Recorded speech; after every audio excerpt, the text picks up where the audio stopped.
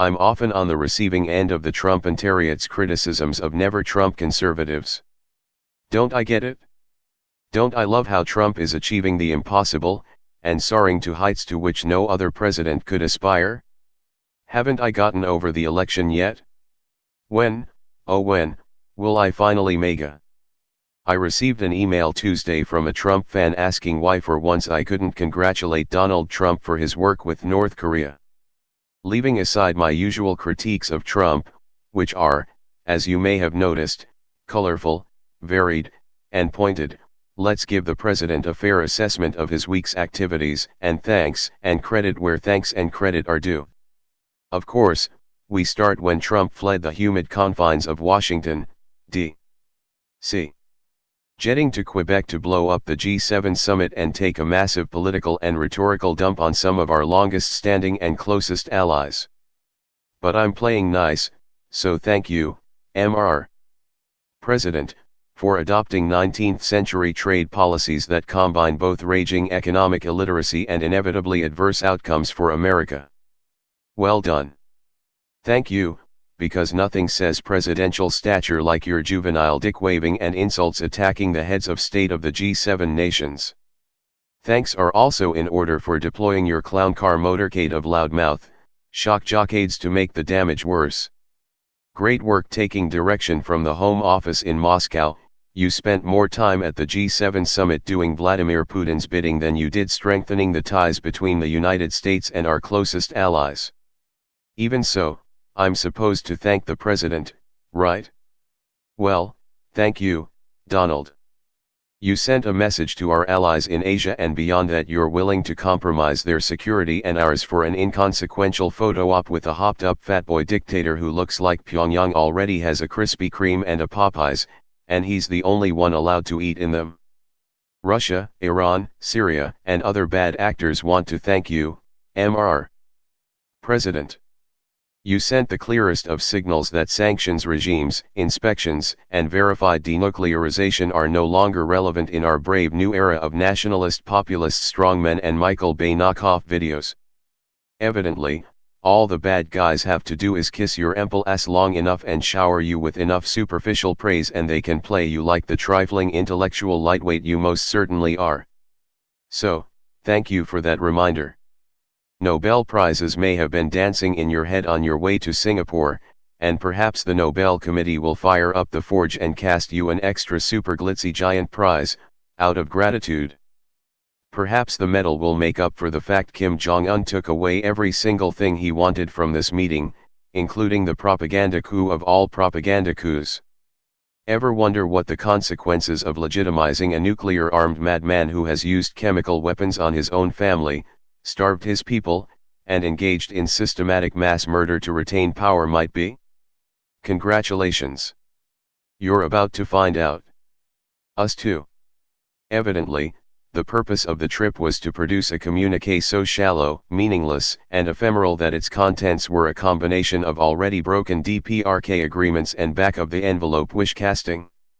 Our South Korean allies may seem freaked out, but it's just their way of appreciating you. Well done, Mr. President. You got your on-camera handshake with a man who orders the deaths of children. You got your lunch with one of the few remaining dictators on this earth and put the leader of the free world on the same level as a hereditary thug who killed his half-brother with chemical weapons. Good job, Mr. President. You've terrified our allies with your cavalier and sloppy art of the Moron negotiating style. You've told American troops who will remain on the Korean peninsula they're no longer going to practice with their Korean counterparts as a deterrent to the North's long history of aggression. I'm sure if the balloon goes up, they'll thank you for stopping their exercises. Mission accomplished, Mr. President.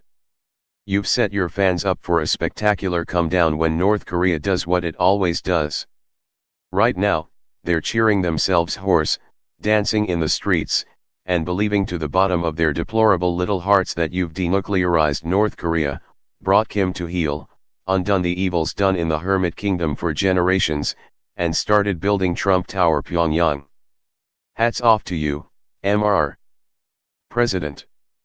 You've cut the sinews of a strategic alliance with Japan and South Korea that has contained North Korea, and kept a brake on Chinese power in the Western Pacific. Thank you, Mr. President, for reminding us that Kim Jong-un is talented. I couldn't agree more. He's talented at killing his uncles, half-brothers, cousins, and countrymen with poison, anti-aircraft guns, chemical weapons, and flamethrowers.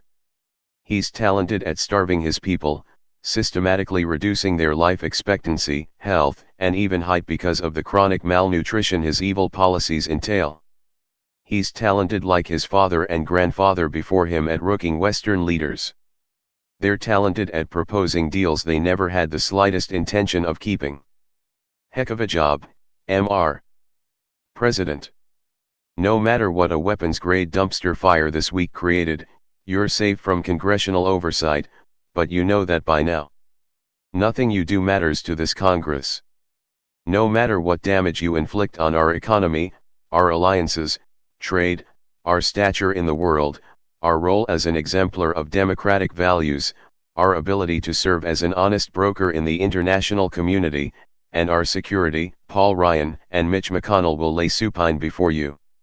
Supine is that position you usually have to pay for, Haas. Their evident, constant terror at running afoul of your volcanic temper, lunatic followers, and media cheer squad mutes their tongues and stays their hands even when they should know better. They should fear a world where America is isolated, mistrusted, and weaker economically, morally, and politically. They should worry the acid drip of your rhetorical and moral poison reduces American power and influence. Instead, they fear their own president, hiding behind furrowed brows and elliptical, mealy-mouthed expressions of grave concern. So congratulations, Mr. President. You spent the week deliberately wrecking American alliances and leadership, allied yourself with one of the most egregious enemies of freedom in the world, and abandoned the shared values of our friends like Canada, France, the United Kingdom, Japan, and Germany.